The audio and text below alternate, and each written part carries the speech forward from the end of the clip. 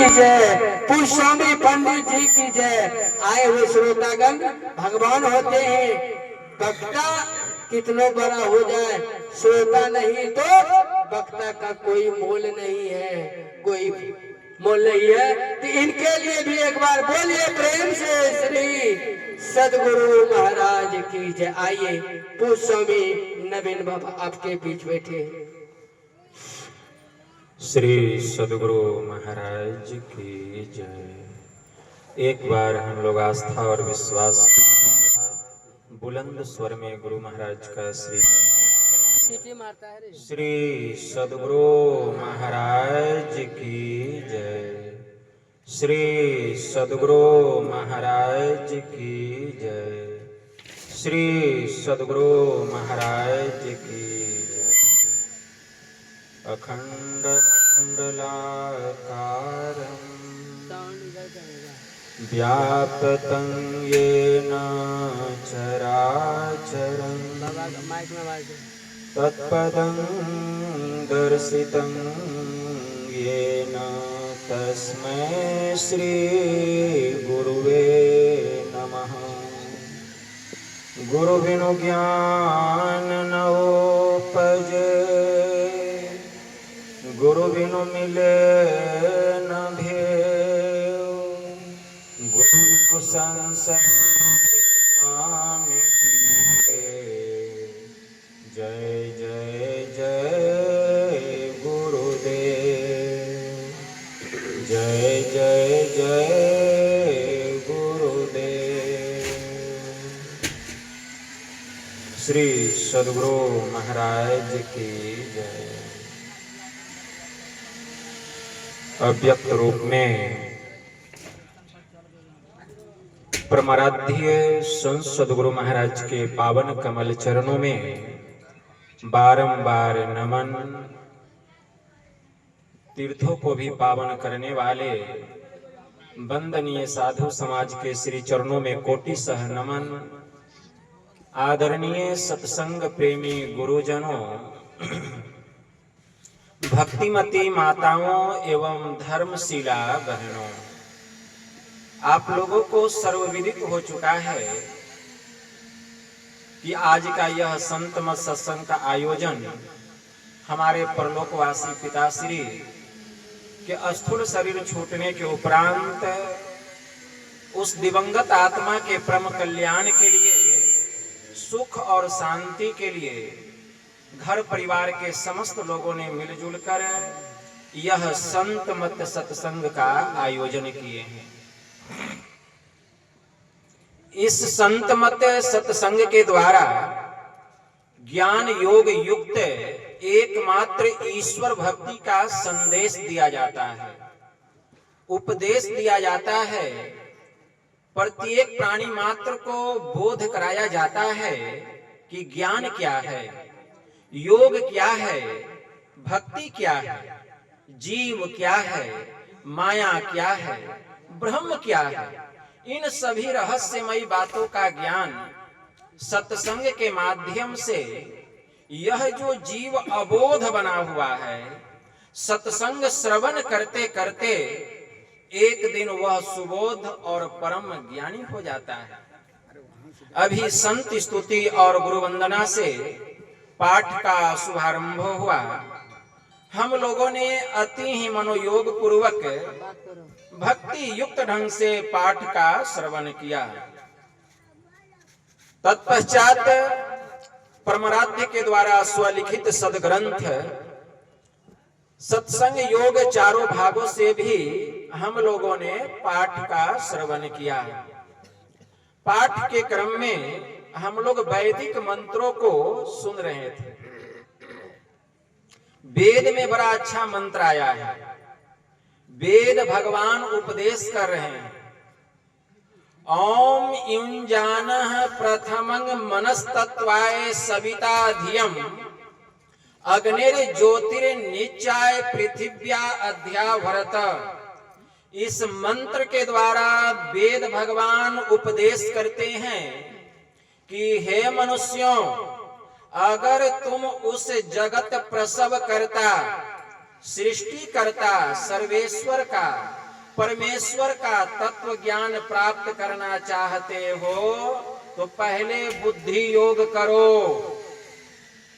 अर्थात सत्संग करो, फिर मानस योग करो, अर्थात मानस जप और मानस ध्यान करो, फिर अग्नि की ज्योतियों को एक करके योग की दृढ़ भूमि पर अपने आप को अच्छी प्रकार धारण करो। वेद भगवान का उपदेश है कि अगर उस सृष्टिकर्ता परमेश्वर का, सर्वेश्वर का हम तत्व ज्ञान प्राप्त करना चाहते हैं तो पहले बुद्धि योग करना पड़ेगा, सत्संग करना पड़ेगा। सत्संग अर्थात सत्य का संग करना पड़ेगा। सत्संग दो शब्दों के मेल से बनता है, पहला है सत्य और दूसरा है संग। सत्य किसको कहा गया? सत्य सोई जो बिन से नाही, अचित चेतन सकल घट माही, रहे आनंदे सकल आनंदा, अताते नाम सचिदानंदा। वही सचिदानंद भगवान, वही परमात्मा, वही सत्य स्वरूप है।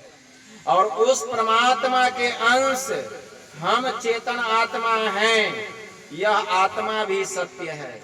जैसे परमात्मा का किसी काल में नाश नहीं होता है, उसी प्रकार यह जो आत्मा है इसका भी किसी काल में नाश नहीं होता है। मरता है शरीर, सड़ता है शरीर, जलता है शरीर, गलता है शरीर। इससे इस शरीर में रहने वाली आत्मा को कोई क्षति, कोई हानि नहीं होती है। इसीलिए भगवान महायुगेश्वर श्री कृष्ण ने श्रीमद् भगवत गीता में अर्जुन से वेदांत की बात कही कि हे अर्जुन, नैनं छिद्यन्ति शस्त्राणि, नैनं दहति पावकः, न चैनं क्लेद्यन्ति आपो, न शोष्यति मारुतः। यह जो आत्मा है इसको किसी अस्त्र और शस्त्र से काटा नहीं जा सकता। यह जो आत्मा है इसको अग्नि जला नहीं सकती। यह जो आत्मा है इसको पानी भिंगा नहीं सकता। यह जो आत्मा है इसको हवा उड़ा नहीं सकती। इसीलिए कठोपनिषद में यम ने नचिकेता से कहा, अशरीरम शरीरे स्वनवस्थे स्वस्थितम, महानतम विभूमात्मानं मत्वा धीरो न सोचति। जो सभी शरीरों में शरीर रहित है, जो सभी अनित्यों में नित्य स्वरूप है, ऐसे महान आत्मा को जब कोई मनुष्य गुरु से जुक्ति जान करके, ज्ञान लेकर भक्ति करते करते जब वे अपनी आत्मा को जान लेता है, अपने को पहचान लेता है, तो वह इस संसार के बंधन से, अवागमन के चक्र से उसको छुटकारा मिल जाता है, वह मुक्त हो जाता है। मुक्ति कोई ताखा पर रखा हुआ वस्तु नहीं है कि जब चाहें उसको हम मुक्त करा दिए, जब चाहें कोई आत्मा को हम स्वर्ग पहुंचा दिए, जब चाहे आत्मा को वैकुंठ पहुंचा दिए, जब चाहे आत्मा को शिवलोक पहुंचा दिए। तो पहले तो वे ही वैकुंठ जाएंगे कि नहीं, शिवलोक जाएंगे कि नहीं, ब्रह्मलोक जाएंगे कि नहीं, उनका ही कहना मुश्किल है। तो वे किसी जीवात्मा को वैकुंठ या स्वर्गलोक या मोक्ष धाम कैसे पहुंचा सकते हैं? उसको अपने से कर्म करना पड़ता है। मुक्ति कोई साधारण चीज नहीं है। मुक्ति मुक्ति सब कोई कहे, मुक्ति कहो कह पाइए जी, मुक्ति को हाथ और पांव नहीं, किस भांति से ती दिखलाइए जी। ज्ञान ध्यान की बात बूझिए या मन को खूब समझाइए जी। अरे पलटो, अरे मरे पर किन्ने देखा, जीते जी मुक्त हो जाइए जी। मरने के बाद किसने देखा मुक्ति मिली कि नहीं? इसीलिए मुक्ति पाने के लिए साधन करना पड़ता है, मुक्ति पाने के लिए भजन करना पड़ता है, मुक्ति पाने के लिए गुरु से सद्ज्ञान लेना पड़ता है। जिसके जीवन में गुरु नहीं है उसका जीवन ही शुरू नहीं है। इसीलिए संत कबीर साहब ने कहा, साधो भाई जीवत ही करो आशा, जीवत समुझे जीवत बूझे जीवत मुक्ति निवासा, जियत कर्म की फांस न काटी मरे मुक्ति की आशा। जीते जी कर्म के बंधन से छुटकारा नहीं मिला, मरने के बाद कौन उसको मुक्ति दे सकता है। जियत कर्म की फांस न काटी मुए मुक्ति की आशा, अरे तन छूटे जीव मिलन कहत हो।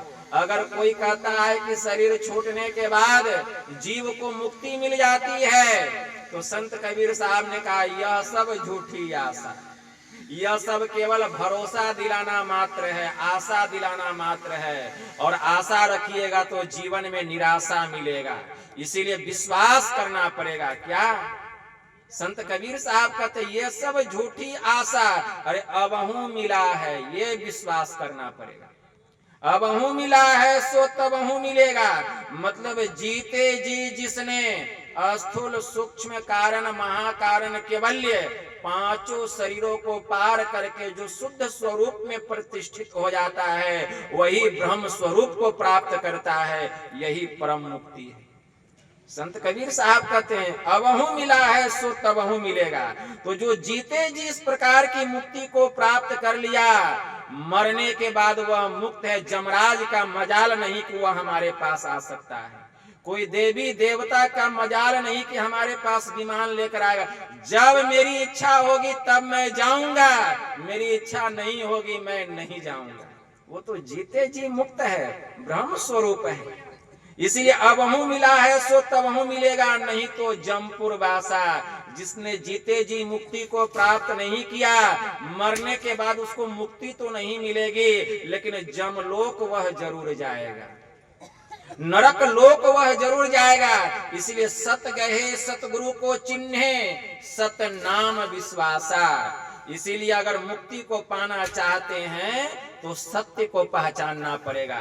सत गहे मतलब सत्य को जानिए, सत गहे सतगुरु को चिन्हे। और सत्य को पहचानने के लिए, सत्य को जानने के लिए कहाँ जाना पड़ेगा?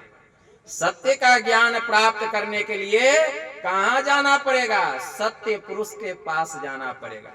जब तक हम सत्य पुरुष के पास नहीं जाएंगे, सत्य का ज्ञान होने वाला नहीं है। संत कबीर साहब ने कहा परम पुरुष की आरसी, संतों की ही देह। लखा जो चाहे अलख को, इन्हीं में लखी ले। कहते परम पुरुष की आरसी, परमात्मा को देखने का आईना क्या है? संतों का शरीर। अरे संत सदगुरु को देख लीजिए, समझिए आपने परमात्मा को देख लिया, क्योंकि वह परमात्मा निर्गुण निराकार स्वरूप है और उससे भी परे है। ऐसे परमात्मा को हम इस आंख से नहीं देख सकते हैं, जो त्रय गुणातीत है, जो सभी प्रकार के आवरणों से रहित है। जिस परमात्मा के संबंध में, जिस ब्रह्म के संबंध में हमारे परमाराध्य कहने की कृपा किए, जो परम तत्व आदि अंत रहित असीम अजन्मा अगोचर सर्वव्यापक और सर्वव्यापकता के भी परे हैं, उसे ही सर्वेश्वर सर्वाधार मानना चाहिए।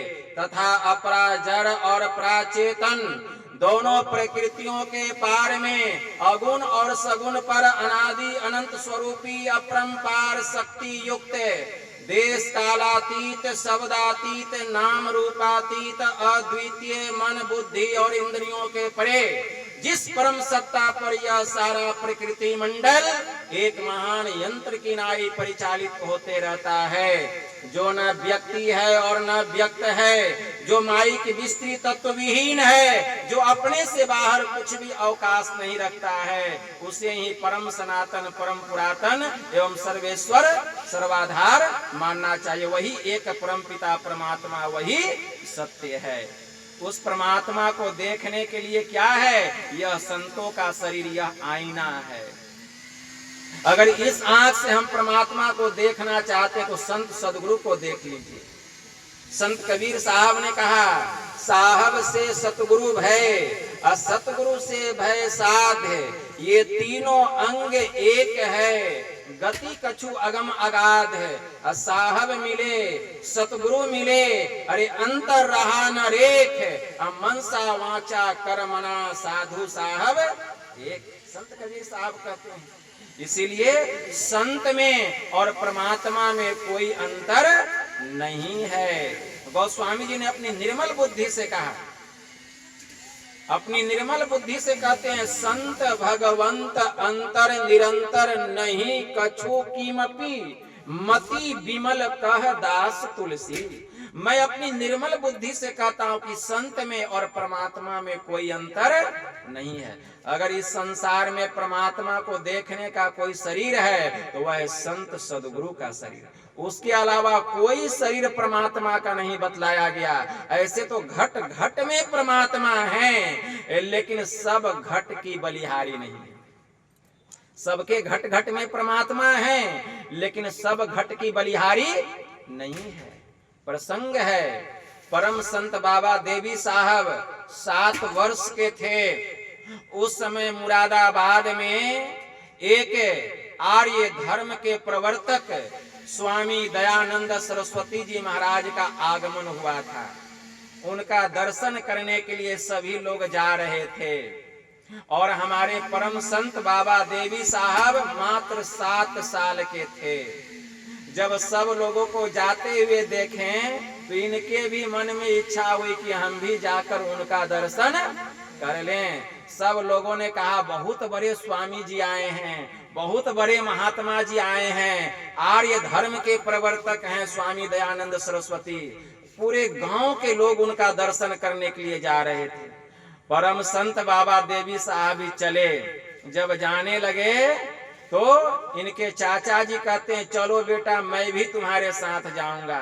माँ के पास आते हैं, प्रणाम करते हैं, कहते हैं माँ मैं जा रहा हूँ, बहुत बड़े कोई स्वामी जी आए हैं, उन्हीं का दर्शन करने जा रहा हूँ। उनकी माता जी कहती है, बेटा इतने बड़े वे स्वामी जी आए हैं तो वे ज्योतिष विद्या भी जरूर जानते होंगे, इसलिए ये लो तुम अपनी जन्म कुंडली और उनको दिखलाना और पूछना कि तुम्हारे सब ग्रह गोचर अच्छे हैं ना। तो जन्म कुंडली ले लेते हैं और जाते हैं स्वामी जी का दर्शन करने के लिए। बहुत भीड़ थी, जैसे ही पैर छू के प्रणाम करते हैं, ये अपने कांख में जन्म कुंडली ऐसे दबाए हुए थे, दोनों हाथ से प्रणाम करते हैं।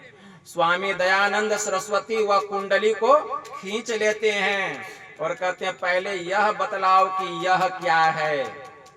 परम संत बाबा देवी साहब उम्र कितना है, मात्र 7 वर्ष। कहते हैं, स्वामी जी यह मेरी जन्म कुंडली है, मेरी माता जी ने दी है, आप इसको देख करके बतलाइए कि मेरे सब ग्रह गोचर अच्छे हैं ना।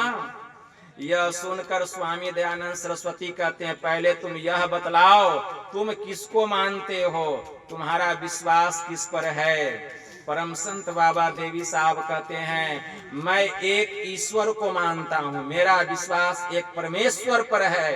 तुरंत प्रश्न करते हैं स्वामी दयानंद सरस्वती कि बतलाओ वह ईश्वर कैसा, वह कहाँ रहता है और वह किस प्रकार मिलता है। तुरंत परम संत बाबा देवी साहब कहते, स्वामी जी वह ईश्वर सबसे बड़ा, वह ईश्वर सबसे बड़ा और सबसे सूक्ष्म होने के कारण सबके घट घट में रहता है और सच्चे और पक्के सद्गुरु के द्वारा ही वह जाना जाता है।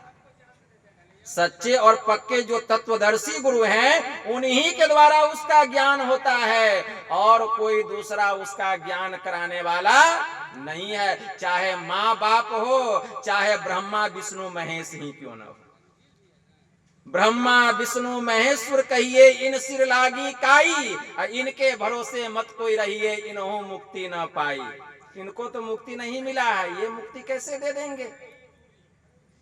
गोस्वामी जी ने मानस में लिखा, क्या कहते हैं कि ब्रह्मा विष्णु भी गुरु धारण किए हैं, बिना गुरु का इनको भी ज्ञान नहीं मिला है। कोटि बिरंची और कोटि विष्णु भगवाना और उपजही जासु अंश तेनाना।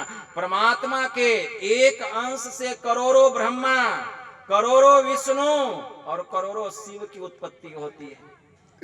गुरु बिनु भव निधि तरय न कोई, जो बिरंची शंकर सम होई। चाहे कोई ब्रह्मा विष्णु और शिव के समान क्यों न हो जाए, लेकिन जब तक वह संत सदगुरु के शरण में जाकर उनसे सद्ज्ञान लेकर के ध्यान नहीं करेगा, उसको न तो अपना ज्ञान होने वाला है और न ही प्रभु की पहचान होने वाली है। तो वही कहते हैं स्वामी दयानंद सरस्वती कि बतलाओ वह परमात्मा कैसा, वह कहाँ रहता है, वह किस प्रकार मिलता है। तो कहते वह परमात्मा सबसे बड़ा और सबसे सूक्ष्म होने के कारण सबके घट घट में रहता है। और कैसे मिलता है, तो कहते हैं तत्वज्ञ गुरु के द्वारा वह जाना जाता है। स्वामी जी की बात सुन करके स्वामी दयानंद बड़े खुश हो गए और फिर एक भजन सुनाते हैं। स्वामी दयानंद सरस्वती को परम संत बाबा देवी साहब एक भजन सुनाते हैं। क्या सुनाते हैं? भजन सुनाते हैं, हमारा मालिक सबके माही। बैठ जाइए, खड़े मत रहिए। हमारा मालिक सबके माही, सब में है और सबते न्यारा ऐसा अद्भुत साईं। जो गुरु मिले तो भेद बतावे, बिनु गुरु दर्श न पाई। सबते बड़ा छोट सब ही ते, घट घट रहा समाई। जा घट प्रगट होए दर्शे, ता घट की बलि बलि जाई। रूप रंग आकार न वाके, वेद नेति कर गाई। देवी कस कस कबाही, वखाने कहन सुनन में नाही। हमारा मालिक सबके माही, मतलब हमारा जो परमात्मा है सबके भीतर में, सब में है और सबते न्यारा। सबके भीतर में रहते हुए सबके कितने बाहर है, इसका कोई अनुमान नहीं लगा सकता। सब में है और सबते न्यारा, ऐसा अद्भुत साईं, ऐसा वह रहस्यमयी परमात्मा है, ब्रह्म है। जो गुरु मिले तो भेद बतावे। जब पक्के और संत सदगुरु मिल जाते हैं तब उसके रहस्य का पता चलता है। बिनु गुरु दर्श न पाई, बिना गुरु का उसका ज्ञान होने वाला, उसकी पहचान होने वाली नहीं है। बिनु गुरु दर्श न पाई। कहते सबते बड़ा, वह परमात्मा सबसे बड़े हैं और छोट सब ही थे और सबसे सूक्ष्म भी है। घट घट रहा समाई, सबके घट घट में है वे, घट घट रहा समाई। जा घट प्रगट होए दर्शे, ता घट की बलि बलि जाए। अब देखिए, विचार करने की बात है कि वह परमात्मा सबके घट घट में है। एक भी ऐसा शरीर नहीं है, एक भी ऐसा स्थान नहीं है, एक तिल भी जहाँ की वे परमात्मा नहीं है। हरि व्यापक सर्वत्र समाना, भगवान शिव जी ने भरी सभा में कहा। भगवान शिव जी ने भरी सभा में कहा, हरि व्यापक सर्वत्र समाना, प्रेम से प्रगट होही मैं जाना। देश दिशी विदिशहु माही, कहूँ सो कहाँ जहाँ प्रभु नाही। ऐसा कौन सा स्थान है, ऐसा कौन सा देश है जहाँ की वे परमात्मा नहीं है। परमात्मा सबके घट घट में है, लेकिन क्या परमात्मा का दर्शन हो रहा है? परमात्मा सबके घट घट में है, लेकिन परमात्मा का दर्शन हो रहा है? आंख बंद कीजिए, बाहर की चीज को आप कैसे देखते हैं? बाहर की चीज को देखना हो तो आप कैसे देखेंगे? आंख खोल करके। बाहर की चीज को देखना हो तो आंख खोल के। और कहीं भीतर के चीज को देखना हो तब कैसे देखेंगे? आंख बंद करना पड़ेगा। अगर भीतर के चीज को देखना हो तो आंख बंद करना पड़ेगा। तो हमें अपने भीतर के चीज को देखना है, क्योंकि परमात्मा हमारे भीतर में है। तो आंख बंद करते हैं तो क्या दिखाई देता है? परमात्मा दिखते हैं? नहीं। घोर अंधकार, घटवा घोर रे आंधारी, सुरती आंधरी भई। घोर अंधकार। क्यों? ये अंधकार क्या है? ये हमारा जन्म जन्म का पाप है, ये जन्म जन्मांतर का पाप है। गुरु महाराज की वाणी में आया, पापों के संस्कार जन्मों के मेरे, है जो गुरु दया कर क्षमा कर मिटाना, गुरु मम सूरत को गगन पर चढ़ाना। तो आंख बंद करने पर जो अंधकार है, ये जन्म जन्मांतर का पाप है। यह पाप तो साफ नहीं हो रहा, और पाप पर पाप, और पाप पर पाप। पाप का पर्दा जो है मोटाते जा रहा है। कहते हैं बाबा ध्यान में मन नहीं लगता है। कहाँ से मन लगेगा? ध्यान में मन नहीं लगता है। झूठ, चोरी, नशा, हिंसा, व्यभिचार, छल, कपट, प्रपंच, काम, क्रोध, लोभ, मोह, मद, मात्सर्य इतना भीतर में गरा हुआ है, परा हुआ है, जरा हुआ है, इसका तो मोर्चे साफ नहीं हो रहा है। कहां से ध्यान में मन लगेगा? ध्यान कैसे होता है? ध्यान करने की विद्या क्या है? पहले अपने मन को पवित्र करना पड़ेगा। चितम अंतर्गतम दुष्टम, श्री जवाल दर्शनोपनिषद में मंत्र आया। चितम अंतर्गतम दुष्टम तीर्थ स्नान नर्न शुद्ध्यति असतसो अपि जलोर्ढोर्तम सुरा भांड मीमा शुचि। भीतर में रहने वाला यह जो दूषित मन है, यह तीर्थों में डुबकी लगाने से पवित्र होने वाला नहीं है। जैसे मदिरा का पात्र सैकड़ों बार गंगा जी में डुबा डुबा के धो लीजिए, वह शुद्ध होने वाला नहीं है। तो आपने कैसे समझ लिया कि हम तीर्थ में जाके डुबकी लगा लेंगे तो हमारा मन का मैल दूर हो जाएगा? अरे तन का भी मैल पूरा पूरा साफ नहीं होगा। अब मन का मैल कहां से साफ हो जाएगा? अभी जाइए, महाकुंभ लगा हुआ है, 144 साल के बाद ऐसा मेला आया है। लोग डुबकी लगा रहे हैं, डुबकी लगा रहे हैं। डुबकी लगाने से क्या होगा? हाँ, घूमने की इच्छा है, जाइए, बस इसी बहाने डुबकी भी लगा लेंगे।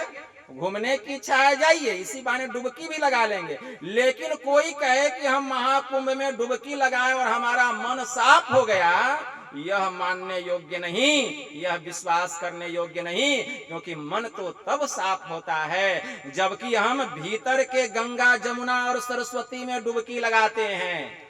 लेकिन पता ही नहीं है भीतर में गंगा, जमुना और सरस्वती कहाँ है। क्यों? बाहरे में जो है ना, भटक रहे हैं।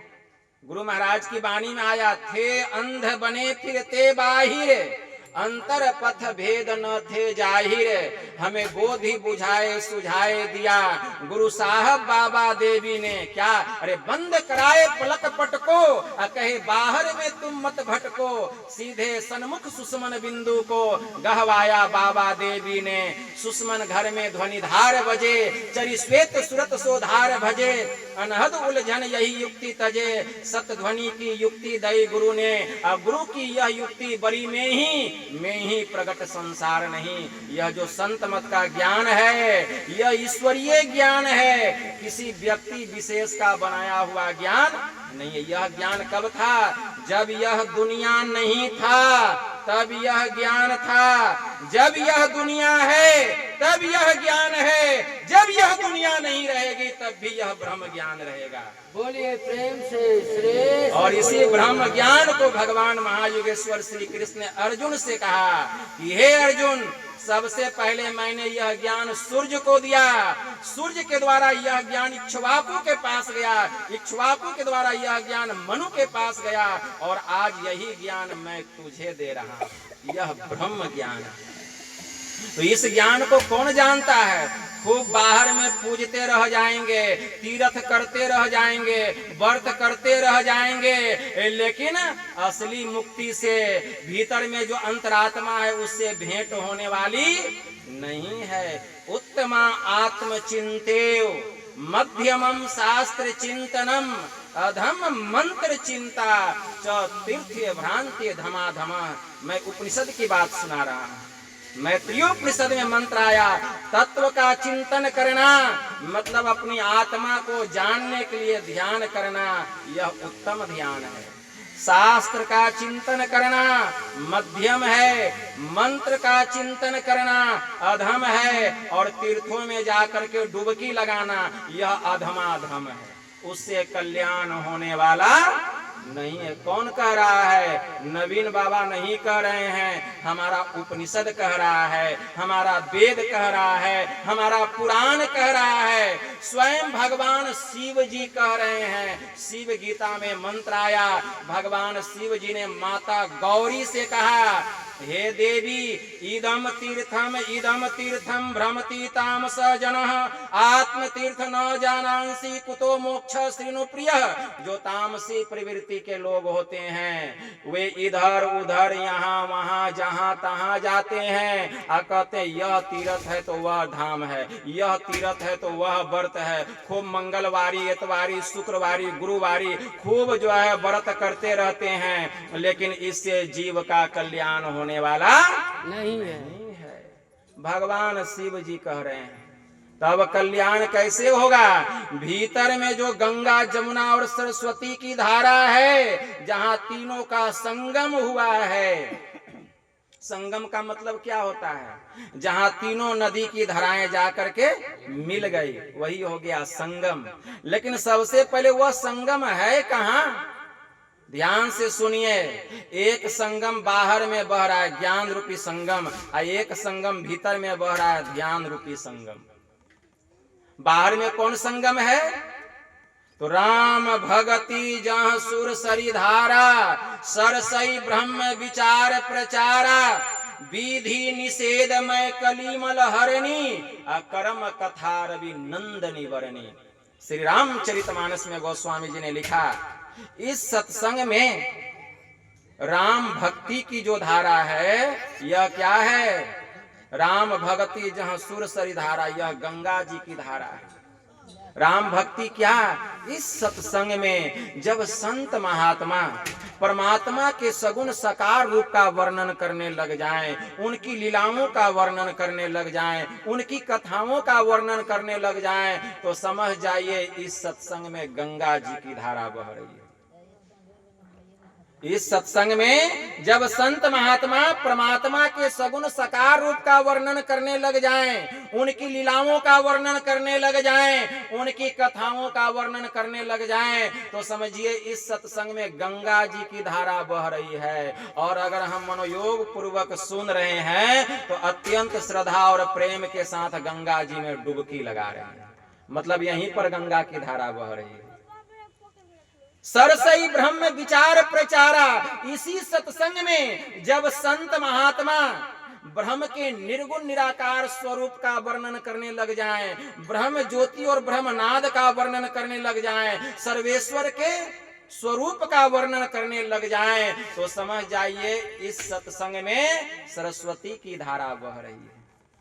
और अगर हम मनोयोग पूर्वक सुन रहे हैं तो विश्वास कीजिए, हमारा वेद कहता है, हम अत्यंत श्रद्धा और प्रेम के साथ सरस्वती नदी में डुबकी लगा रहे हैं।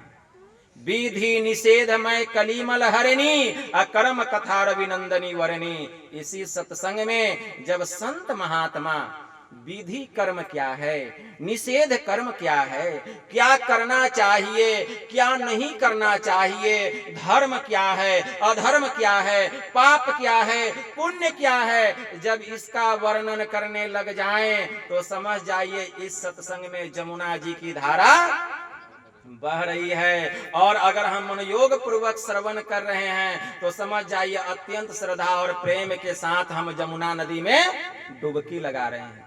तो बताइए सत्संग में गंगा, जमुना और सरस्वती की धारा बह रही है कि नहीं? इससे पता चलता है कि इसी सत्संग में गंगा, जमुना और सरस्वती मतलब त्रिवेणी की धारा बह रही है। और अगर हम मनोयोग पूर्वक सुन रहे हैं तो हम डुबकी लगा रहे हैं। यही हमारे लिए महाकुंभ है, इसमें हम लोग डुबकी लगा रहे हैं, क्योंकि सभी यज्ञों में ज्ञान यज्ञ सबसे श्रेष्ठ यज्ञ है, सबसे श्रेष्ठ यज्ञ है।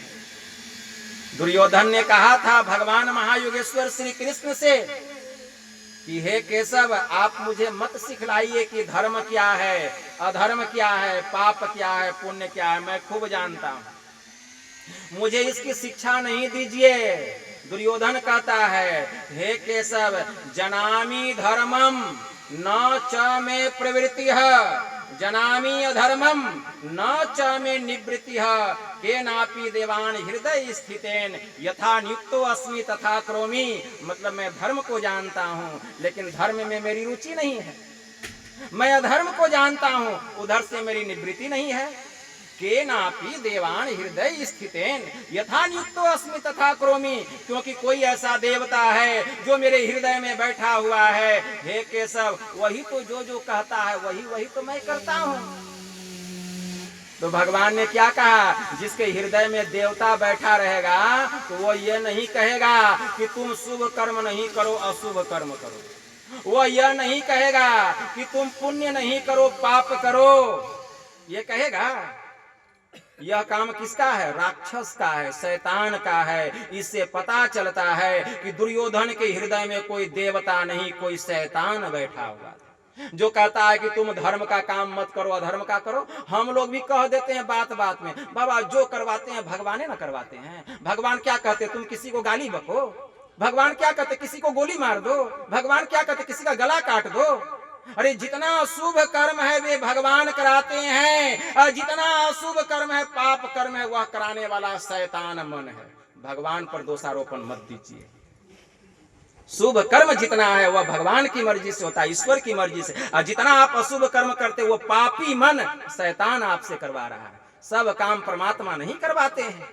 परमात्मा नहीं कहते हैं कि किसी को आप गर्दन काट दीजिए। परमात्मा नहीं कहते किसी के घर में जाके चोरी कीजिए। परमात्मा नहीं कहते किसी के डकैती कीजिए। परमात्मा नहीं कहते किसी के साथ व्यभिचार कीजिए, कुकर्म कीजिए। ये सब कराने वाला हमारा मन, पापी मन शैतान है, शैतान है कराने वाला।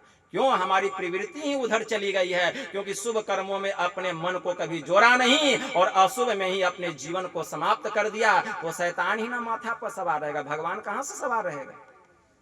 इसीलिए पहले संगत करना चाहिए, क्योंकि जैसा संग वैसा रंग।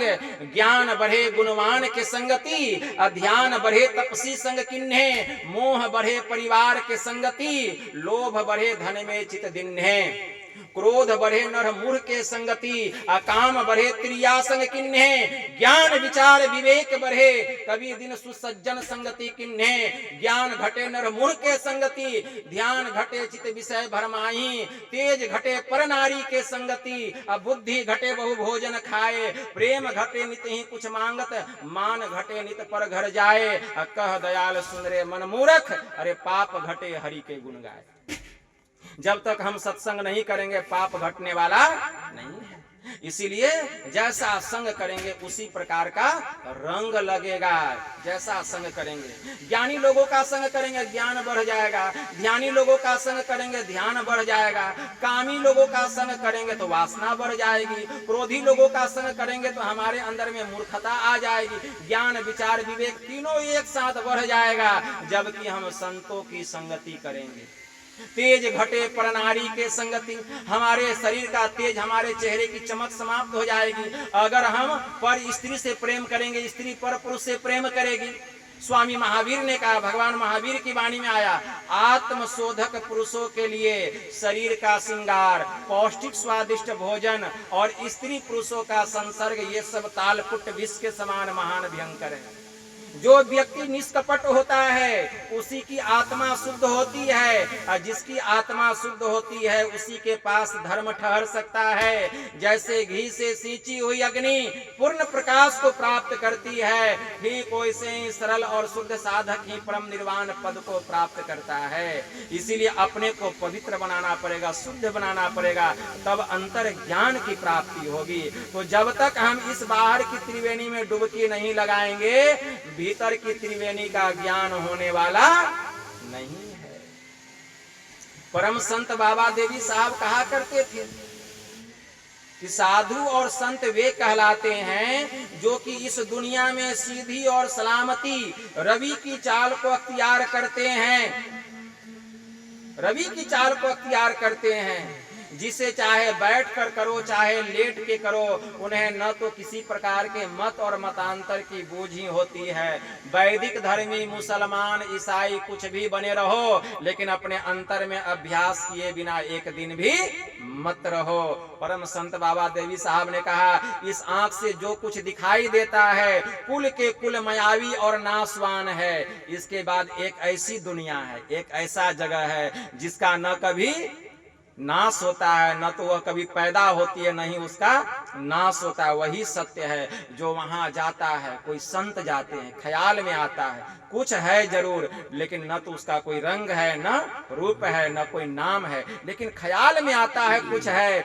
इसीलिए संतों ने उसको नाम का अधिकारी माना और उसी को नाम दिया परमात्मा, उसी को नाम दिया ब्रह्म। और उसी परमात्मा के अंश हम चेतन आत्मा हैं। इस आत्मा को उस परमात्मा में मिला देना, यही सत्संग असली है। और बाहर में परमार्थिक बातचीत करने के लिए जहां 10-20 लोग, 10-20 हजार लोग या 10-20 लाख लोग इकट्ठे होते हैं, इसको सत्संग बाहरी कहते हैं। इसके कायदे और दस्तूर के मुताबिक जो गुरु से ज्ञान लेकर के अभ्यास करते हैं उसको साधु कहते हैं, और जिसने अपने को उस लोक में मिला लिया है वे संत कहलाते हैं, वही संत कहलाते हैं। तो इसीलिए हमें भीतर की त्रिवेणी का ज्ञान कौन बतलाएंगे? संत सदगुरु बतलाएंगे। उस त्रिवेणी में डुबकी लगाएंगे तब पापों से मुक्ति मिलेगी। बाहर के त्रिवेणी में डुबकी लगाने से मुक्ति मिलने वाली नहीं है। भगवान शिव जी माता पार्वती को सुना रहे हैं। ज्ञान संकलिनी तंत्र में एक बड़ा अच्छा मंत्र आया है, इंगला भगवती गंगा पिंगला जमुना नदी इंगल पिंगल योर मध्य सुषुमना च सरस्वती त्रिवेणी संगमो यत्र तीर्थराज सह उच्यते तत्र स्नानम प्रकुरुवृत्त सर्व पापे प्रमुच्यते। भगवान शिव जी ने कहा, हे देवी, हमारी जो बाईं आंख है इससे जो दृष्टि की धार निकल रही है यह इंगला नाम की नारी है। हमारी जो दाहिनी आंख है इससे जो दृष्टि की धार निकल रही है यह पिंगला नाम की नारी है। और इन दोनों के मध्य में जो स्थान है उसी को सुषुम्ना कहा गया। इन तीनों नारियों का जहां मिलन होता है गुरु निर्दिष्ट स्थान पर, उसी को गंगा जमुना और सरस्वती का संगम कहा गया। जो वहां एक बार भी डुबकी लगा लेता है वह जन्म जन्मांतर के किए हुए पापों से सदा के लिए मुक्त हो जाता है। वहीं पर मुक्ति मिलेगी, वहीं पर डुबकी लगाने से, और कहीं कोई स्थान नहीं है। तो वही परम संत बाबा देवी साहब जब यह भजन गा करके सुनाते हैं तो क्या पूछते हैं स्वामी दयानंद सरस्वती, अच्छा यह बतलाओ कि तुम ठाकुरवाड़ी में जाकर ठाकुर जी की पूजा भी करते हो? जब भजन सुनाए हमारा मालिक सबके माही, तो कहते यह बतलाओ क्या तुम ठाकुरवाड़ी में जाकर ठाकुर जी की पूजा भी करते हो? परम संत बाबा देवी साहब कहते हैं, स्वामी जी आप किस ठाकुरवाड़ी की बात करते हैं? हमारा जो यह मनुष्य का शरीर है यह जिंदा ठाकुरवाड़ी, यह जिंदा खुदा का घर, परमात्मा का घर बतलाया गया। यह मनुष्य का शरीर यह जिंदा ठाकुरवाड़ी है। इसमें 3 भाग हैं। गर्दन तक पहला भाग, गर्दन तक पहला भाग, और गर्दन से लेकर के सिर तक दूसरा भाग, और चोटी जो है इसका कलश है। इसके भीतर में गाजे बाजे बजते हैं, और 33 कोटि देवता सहित परम पिता परमात्मा इसके भीतर में निवास करते हैं। और ब्रह्म ज्योति का आरती होता है और ब्रह्मनाद का घंटा बजता है, और उसी से उस अखंड परमात्मा की आरती होती है। ऐसे ठाकुरवाड़ी को छोड़कर आप हमको किस ठाकुरवाड़ी में जाने के लिए कह रहे हैं? स्वामी दयानंद सरस्वती चुप हो गए और उनके चरणों में गिर गए कि आप बहुत बड़े संत हैं। 7 वर्ष के बालक थे। स्वामी दयानंद सरस्वती को ज्ञान हुआ उनसे। वो ज्ञान कहाँ छुपा हुआ है? हम लोग ज्ञान को पाना नहीं चाहते हैं।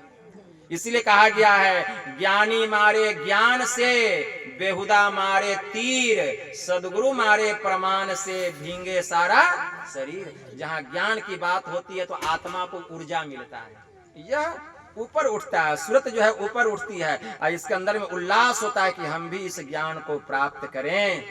केनोपनिषद में मंत्र आया है उस ब्रह्म के संबंध में, यन मनसा न मनुते एना हुर मनोमतम तदेव ब्रह्म त्वं विद्धि नेदम यदिदम उपासते। जो मन से मनन नहीं किया जा सकता, बल्कि जिससे यह मन मनन किया हुआ कहा जाता है, उसी को तू ब्रह्म जान। जिस काला विच्छिन्न वस्तु की यह दुनिया उपासना करती है वह ब्रह्म नहीं है, वह भ्रम है। एक लाइन में समझिए, बाहर में भ्रम है और भीतर में ब्रह्म है। बाहर में क्या है? भ्रम, और भीतर में ब्रह्म। जब ब्रह्म भीतर में है तो बाहर में क्यों भटक रहे हैं? जब बाहर में भ्रम है और भीतर में भ्रम है, तो हमें भीतर ही भीतर चलना चाहिए। वेद में बड़ा अच्छा मंत्र आया, एकम सद्विप्रा बहुधा वदंती। ऋग्वेद में यह मंत्र आया है, एकम सद्विप्रा बहुधा वदंती एकम ब्रह्म द्वितीयो नास्ति। वह परमात्मा एक है, वह अद्वितीय है, उसके जैसा कोई दूसरा नहीं है। और उसी एक परमात्मा को विद्वजन अनेक नामों से विदित करते हैं, लेकिन अनेक नामों से विदित करने पर भी वह परमात्मा एक ही एक रहता है, वह अनेक नहीं होता है। वह परमात्मा एक ही एक रहता है। एकम सद्विप्रा बहुधा वदंती एकम ब्रह्म द्वितीयो नास्ति। अगर कोई कहता है कि एक परमात्मा के अलावा ईश्वर 2 है, ईश्वर 5 है, ईश्वर 10 है, इसको ईश्वर 1000 है, वह ईश्वर नहीं है, वह सब नाश होने वाला है, नाशवान है। नाशवान पदार्थ को पूजने से कोई फल मिलने वाला नहीं है। एक ईश्वर की भक्ति कीजिए। हमारे परमाराध्य ने कहा, एक सर्वेश्वर पर ही अचल विश्वास, पूर्ण भरोसा तथा अपने अंतर में ही उनकी प्राप्ति का दृढ़ निश्चय रखना, सद्गुरु की निष्कपट सेवा। अगर उसकी भक्ति करना चाहते हैं, उसको पाना चाहते हैं, तो सद्गुरु की निष्कपट सेवा, इसके लिए सत्संग और दृढ़ ध्यानाभ्यास, इन पांचों को मुक्ति का कारण समझना चाहिए। जो ये 5 काम करते हैं, भक्ति करते करते निश्चित एक दिन उनको मुक्ति मिलेगी, इसमें किंचित मात्र भी संदेह नहीं है। अगर उनको मुक्ति नहीं मिली तो बार बार उस जीवात्मा को मनुष्य का शरीर मिलेगा, बार बार जीवात्मा को मनुष्य का शरीर मिलेगा, वह पशु पक्षी की जोनी में नहीं जाएगा।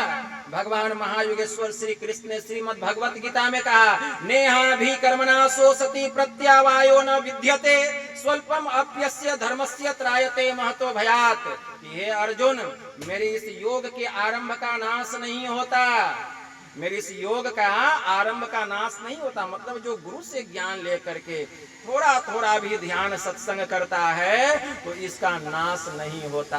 प्रत्यावायो न विद्यते, इसका उल्टा परिणाम नहीं होता। स्वल्पम अप्यस्य धर्मस्य त्रायते महतो भयात। जो इसका थोड़ा सा भी अभ्यास करता है गुरु से ज्ञान लेकर, तो यह संस्कार जीव में ऐसा जकड़ जाता है, जाकर भक्ति का संस्कार, कि बार बार जीव को मनुष्य का शरीर मिलता है, उत्तम कुल में जन्म लेता है, श्रेष्ठ कुल में जन्म लेता है, और जहां से भक्ति छूटा हुआ है वहां से भक्ति करते करते किसी न किसी जन्म में एक दिन उसको परम मुक्ति की प्राप्ति हो जाती है। तब जीव का कल्याण होता है। ऐसे जीव का कल्याण होने वाला नहीं है। भगवान शिव जी ने ब्रह्मा जी से कहा, पिंड पातेन या मुक्ति साह मुक्तिर्न तो मन्यते देहे ब्रह्मत्वमयाते जलानम सेंधुवम यथा अनन्यताम यदा याति तदा मुक्तः स उच्यते। मरने पर जो मुक्ति होती है वह मुक्ति नहीं है, मरने पर जो मुक्ति होती है वह मुक्ति नहीं है। अरे मुक्ति तो वह है जबकि जीव ब्रह्म दशा को प्राप्त कर लेता है। जैसे नमक जल में घुलकर एक में एक हो जाता है, उसी प्रकार यह जीवात्मा साधन विशेष विधि के द्वारा, योगिक क्रिया के द्वारा योग करते करते जब यह जीवात्मा स्थूल सूक्ष्म कारण महाकारण केवल्य पांचों शरीरों को पार करके जब यह आत्मा परमात्मा में मिलकर एक में एक हो जाता है, इस दशा में जीव को मुक्ति मिलती है। इसके लिए एक ईश्वर की भक्ति करना पड़ता है, एक ईश्वर की भक्ति, तब ही मुक्ति मिलेगी। जब तक एक ईश्वर की भक्ति नहीं करेंगे मुक्ति नहीं मिलेगी। उस ईश्वर के संबंध में वेद में बड़ा अच्छा मंत्र आया, ओम स योजत उरुगायस्य जुटिम वृथा क्रीडन्तम मीमीतेन गावः परिन संक्रीणोते तिग्म श्रृंगो दीवा हरिदृशे नक्त मृजः। इस मंत्र के द्वारा वेद भगवान उपदेश करते कि हे मनुष्यों, हाथ पैर मुंह गुदा लिंग रसना आंखें नाक कान, ये तो बाहर की इंद्रियां है। यहाँ तक कि अंतःकरण की जो इंद्रियां हैं, मन बुद्धि के द्वारा उस ब्रह्म का दर्शन करना, उसका साक्षात्कार करना, झूठ ही एक खेल करना है, क्योंकि इनसे उसका ज्ञान होने वाला नहीं है, क्योंकि वह तो इंद्रियातीत है, इंद्रियों के ज्ञान से रहित है। तो कैसे उसका दर्शन कर लेंगे।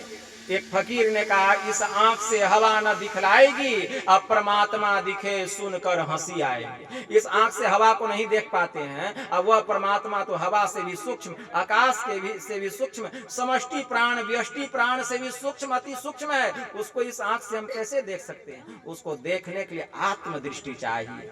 इसीलिए कठोपनिषद में एक बड़ा अच्छा मंत्र आया है, नायमात्मा प्रवचनेन लभ्यो न मेधया न बहुना श्रुतेन यमे वैश्य विनुते तेन लभ्य आत्मा विवृणुते तनुम स्वाम। यह जो आत्मा है नाना प्रकार के वेदाध्ययन के द्वारा ग्रहण होने योग्य नहीं है।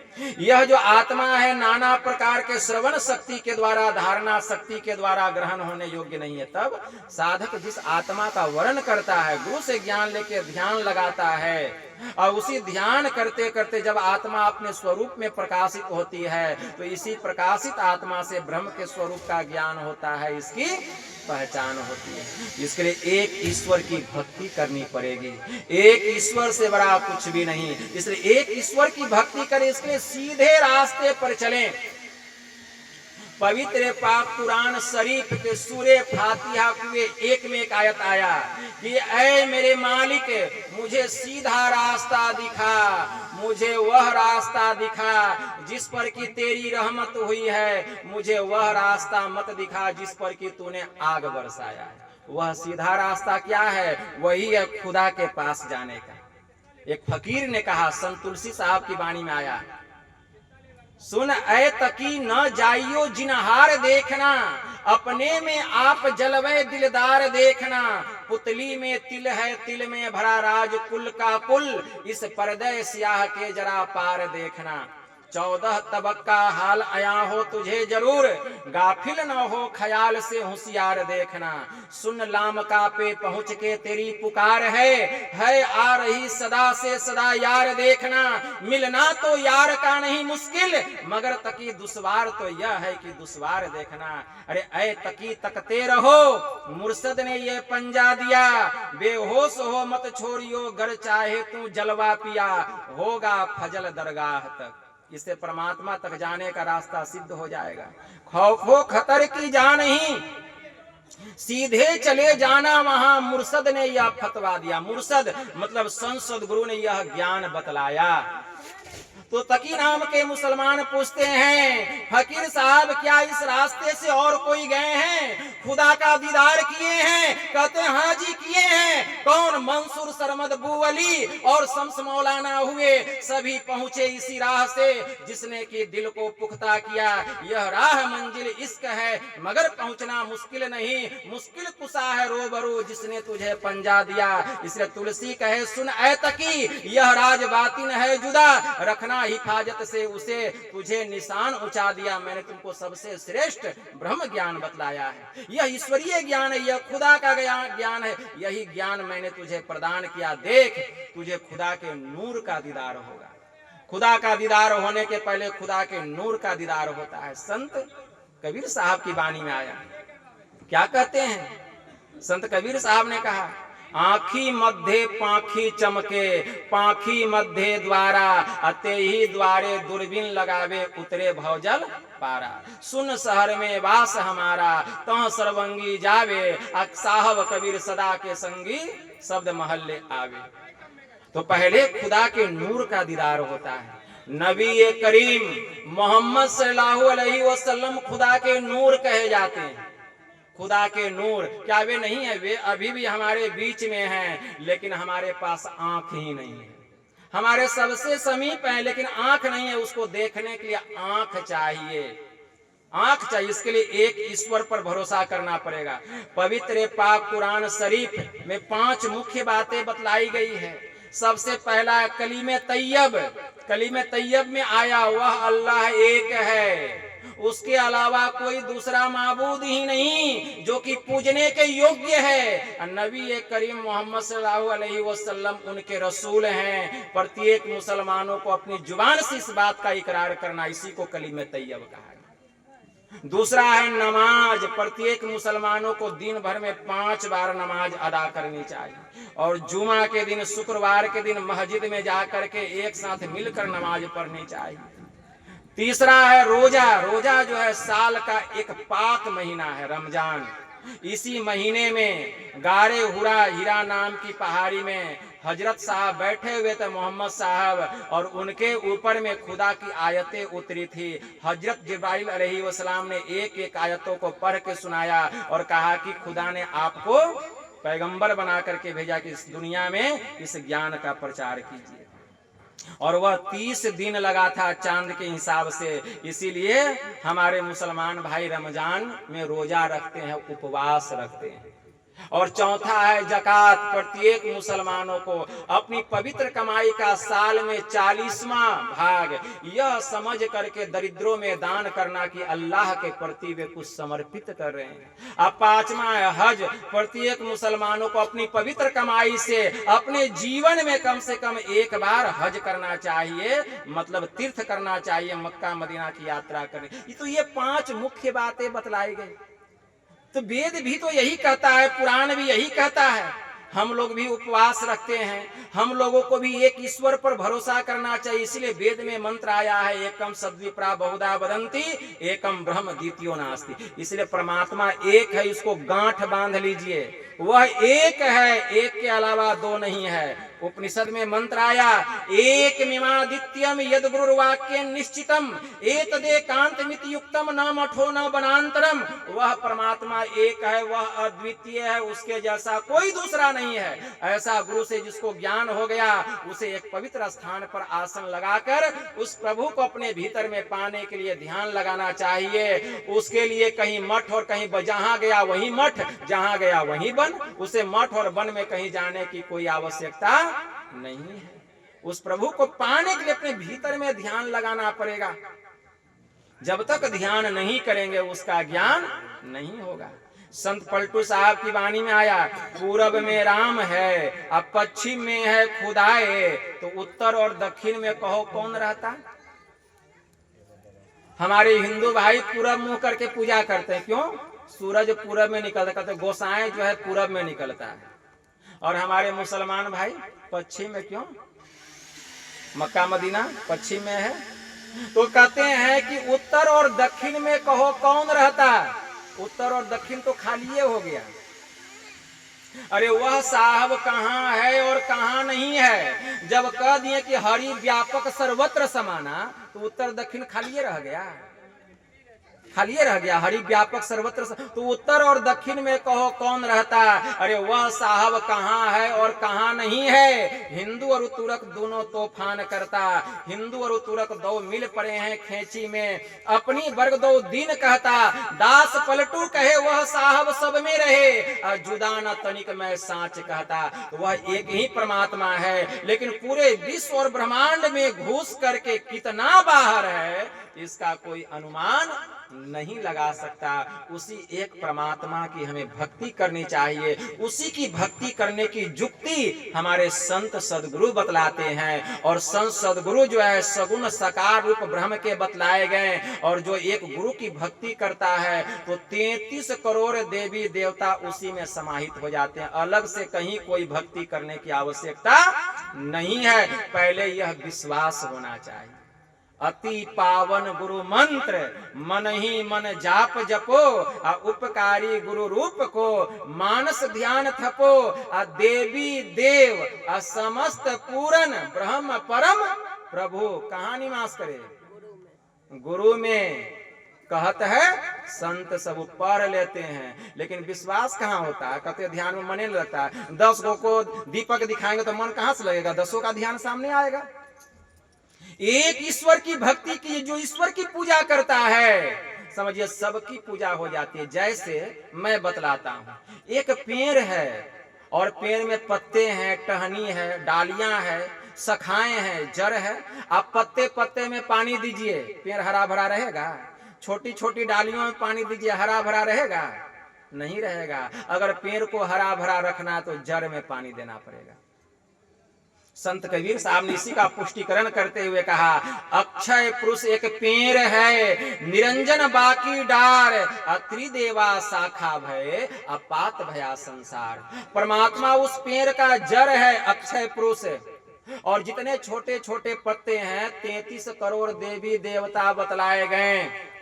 और ये जो 3 शाखाएं हैं उसमें वे ब्रह्मा विष्णु महेश बतलाए गए। खूब उसमें पानी दीजिएगा, पेड़ हरा भरा नहीं रहेगा। और पेड़ का जड़ परमात्मा है, जड़ में पानी देंगे सब हरा भरा, सबको तृप्ति हो जाएगी। मतलब एक ईश्वर की भक्ति करेंगे तो सब देवी देवता पर खुश रहेंगे, प्रसन्न रहेंगे, एक ईश्वर की भक्ति करने से। इसीलिए गोस्वामी जी ने भी लिखा। गोस्वामी जी क्या लिखते हैं? गोस्वामी जी लिखते हैं, पात पात के सींचिबो बड़ी बड़ी के लौन, तुलसी ऐसे चतुरपन कली डह के कहू कौन। कुछ माई दाई ऐसी हो जो कि बड़ी बनाए, बड़ी बनाते जाए उसमें नमक मिलाते जाए, बड़ी बनाते जाए उसमें नमक, मतलब एक एक बड़ी बनाए उसमें नमक मिलाया तब बड़ी पारे। इससे क्या होगा, किसी में नमक बेसी हो जाएगा और किसी में नमक कम हो जाएगा। लेकिन जो चतुर माई होती है बेसन में ही नमक मिला देती है। अब बेसन में नमक मिला दी, अब बड़ी पारिये की बड़ा पारिये, सब में एक समान नमक चला जाता है। उसी तरह से एक ईश्वर की भक्ति करने से सबकी भक्ति हो जाती है, सबकी भक्ति हो जाए। एक ईश्वर विश्वासी बनी, एक ईश्वर की उपासना कीजिए, तब हमारा कल्याण होगा। और दान कीजिए, दान का बहुत महत्व है। सत्संग में दान का बहुत महत्व बतलाया गया है, क्योंकि धन की गति 3, उत्तम गति दान, मध्यम गति भोग और अंतिम गति नाश। जो खूब ध्यान सत्संग करता है परमात्मा उसको पहले धन देता है। धन किस लिए? धर्म में लगाने के लिए। धन को धर्म में लगाएंगे तो धन से आसक्ति नहीं रहेगी, विरक्ति होगी। जब विरक्ति होगी तब भक्ति होगी। धर्म ते वीरति योग ते ज्ञाना, अज्ञान मोक्ष प्रद वेद बखाना। ज्ञान जो है मुक्ति को देने वाला है। एक बार भगवान श्री राम अगस्त ऋषि की कुटिया में गए, और जब अगस्त ऋषि की कुटिया में गए तो अगस्त ऋषि पूछते हैं कि हे राम आप कहां से आ रहे हैं? तो भगवान राम कहते हैं मैं संबाहु का वध करके आ रहा हूं। अगस्त ऋषि बड़े प्रसन्न हो गए, क्योंकि वो राक्षस जो था ऋषि मुनियों पर अत्याचार करके रखा था। बड़े खुश हुए हैं और एक दिव्य रत्न, 9 रत्नों वाला कीमती हार भगवान श्री राम को दान करते हैं। कौन? अगस्त ऋषि दान करते हैं। तो भगवान श्री राम देखते हैं उस रत्न से इतना प्रकाश निकल रहा था, इतना प्रकाश, बड़ा ही दिव्य आभूषण था। प्रभु श्री राम पूछ देते हैं कि गुरुदेव इतना दिव्य आभूषण आपको कहां से मिला? तो अगस्त ऋषि कहते हैं सुनो, मैं इस पृथ्वी के मध्य भाग में गया था, मध्य भाग में गया था। जब मध्य भाग में मैं गया तो वहां 100 योजन का एक जंगल था। एक योजन में कितना कोस होता है? एक योजन में 4 कोस, तो 100 योजन में 400 कोस, मतलब 400 कोस का एक जंगल था। उस जंगल के बीच में 4 योजन का एक सरोवर था, मतलब 16 कोस का एक सरोवर था। और वह जंगल जो था एकदम वीरान, एकदम सुनसान था। कोई पशु पक्षी भी उसमें चहचहा नहीं रहे थे। एक कुटिया था, मैं उसी कुटिया में जाकर के रात्रि को विश्राम किया और विश्राम करके उठा। मेरे मन में वक्त चलो सरोवर में स्नान करूंगा, तभी मैंने देखा कि एक मृत शरीर जो है वहां पड़ा हुआ है, एक मृत शरीर वहां पड़ा हुआ है। और एक दिव्य विमान जो है आकाश से उतरा, दिव्य विमान, और उसमें एक दिव्य पुरुष बैठे हुए थे। अप्सराएं जो है चंवर डुला रही थी, बहुत सारे नौकर चाकर थे, और वे दिव्य पुरुष जो है उस विमान से नीचे उतरते हैं। अब मैंने देखा राम कि वे उस मृत शरीर का मांस खा रहे हैं, मृत शरीर का मांस खा रहे हैं। मेरी समझ में कुछ बात नहीं आया, और फिर उस सरोवर में हाथ मुंह धोवे, स्नान किए, और जैसे निकलकर विमान पर बैठने लगे मैंने कहा ठहर जाओ, मैंने कहा ठहर जाओ। वे रुक गए। मैंने पूछा अरे दिव्य शरीर है, देवता का शरीर, और तुम मृत शरीर का मांस खा रहे हो, ऐसा क्यों? तो उसने मुझसे कहा कि मैं राजा श्वेत हूं। मैं कौन हूं? राजा श्वेत। हे महात्मन, मैं राजा श्वेत हूं। मैंने जीवन में कभी दान पुण्य नहीं किया, मैंने जीवन में कभी साधु संतों की संगति नहीं की। मैंने क्या किया? हे महात्मन, मैंने बहुत बड़ा बड़ा अश्वमेध यज्ञ किया, वाजपेयी यज्ञ किया, बहुत बड़े बड़े यज्ञ में करोड़ों करोड़ रुपए मैंने खर्च किए, लेकिन कभी साधु संतों की सेवा नहीं की, कभी साधु संतों को कुछ दान पुण्य नहीं किया। पैसा खर्च किया क्या में? बड़े बड़े अश्वमेध यज्ञ, वाजपेयी यज्ञ, तीर्थों में, व्रतों में खूब खर्च किया। इसीलिए उसी पुण्य के प्रताप से जो मैं अश्वमेध यज्ञ किया, उसी पुण्य के प्रताप से मैं कहां गया? ब्रह्मलोक। ब्रह्मलोक गया। लेकिन जब मैं वहां गया तो वहां भी हमको भूख प्यास सताती थी। जब हम खाने के लिए बैठते थे तो हम जो यज्ञ करते थे तो उसमें सोना दान करते थे, चांदी दान करते थे, तो वही सोना चांदी बन जाता था खाना। तो सोना चांदी से तो पेट भरेगा नहीं, ठीक है ना। तो मैं ब्रह्मा जी के पास गया और मैंने ब्रह्मा जी से कहा कि ब्रह्मा जी, ब्रह्मलोक में भी हमको भूख प्यास सताती है, ऐसा क्यों? तो ब्रह्मा जी ने कहा कि राजन, तुमने जीवन में कभी संतों की संगति नहीं की, तुमने जीवन में कभी संत महापुरुषों को कुछ दान पुण्य नहीं किया, तुमने बहुत बड़े बड़े यज्ञ किया, बहुत बड़े बड़े तीर्थ किए, लेकिन संतों की सेवा, सत्संगति और उनको कुछ दान पुण्य नहीं किया, इसीलिए तुमको स्वर्ग में भूख प्यास सताती है।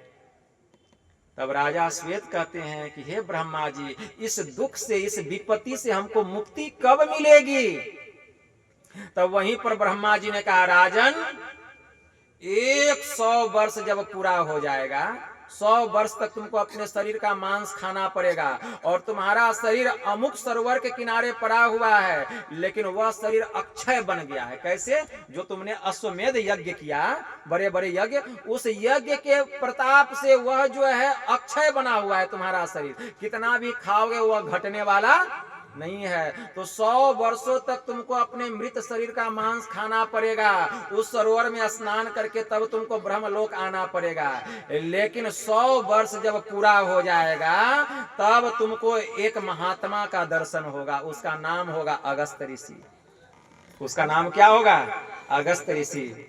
उस महात्मा का दर्शन होगा, और उस महात्मा को जब तुम कुछ दान करोगे उस महात्मा को, तो उस महात्मा का तुमको आशीर्वाद मिलेगा, तब तुम्हारा यह शरीर भी अक्षय जो यह गायब हो जाएगा और तुम भी सदा के लिए मुक्त हो जाओगे। अब देखिए, वही राजा श्वेत बतलाएं अगस्त ऋषि को कि ऐसी ऐसी बात है। 100 वर्ष पूरा हो गया था तो अगस्त ऋषि कहते हैं कि मैं ही अगस्त ऋषि हूं। बड़े खुश हो गए राजा श्वेत, प्रणाम करते हैं, दंडवत प्रणाम करते, उनके चरणों की धूली माथे में लगाते हैं, और उनके पास एक दिव्य जो है रत्न था, 9 रत्नों वाला। वे विदर्भ देश के राजा सदेव के पुत्र थे, राजा श्वेत और सुमथ, 2 भाई थे। राजा श्वेत बड़े थे, और यह जो हार था 9 रत्न वाला, कहां से इनको मिला था? कुबेर से मिला था। कुबेर में यही एक कीमती रत्न था, यही राजा श्वेत को मिला था। वे अपने पास संभाल के रखे थे और कहते हैं कि हे महात्मन, हे गुरुदेव, यह दान आप मेरे हाथ से स्वीकार कीजिए। अगस्त ऋषि को देते हैं, वही 9 रत्नों वाला है। और जैसे वह दान लेते हैं, अगस्त ऋषि आशीर्वाद देते हैं, तथास्तु। जैसे आशीर्वाद दिए, उनका शरीर गायब, हवा में उड़ गया, और वे भी मुक्त हो गए, राजा श्वेत भी मुक्त हो गए। तो कैसे उनको मुक्ति मिली? जब संत महात्मा को दान किए और उनका आशीर्वाद मिला, तब राजा श्वेत को मुक्ति मिली। स्वर्ग में भी उनको दुख मिल रहा था। तो दान की भी बड़ी महिमा है, संतों की दर्शन की बड़ी महिमा है, सत्संग की बड़ी महिमा है। कितना भी महिमा का गुण गाया जाए कम है, कहने का बात तो अनंत है, ज्ञान तो अनंत है, लेकिन ज्यादा नहीं सुनाएंगे, ज्यादा नहीं सुनाएंगे। थोड़ा सा सुनिए और ज्यादा खुश रहिए, ठीक है ना। तो यही थोड़ा सा हम आप लोगों की सेवा में कहें। बस इतना ही कहकर गुरु महाराज के श्री चरणों में प्रेम पुष्प समर्पित करते हुए मैं अपनी वाणी को यहीं विराम देता हूँ। बोलिए प्रेम से श्री सद्गुरु महाराज की जय। अब हमारे संतोष जी हैं। अरे बजा लक यहाँ यार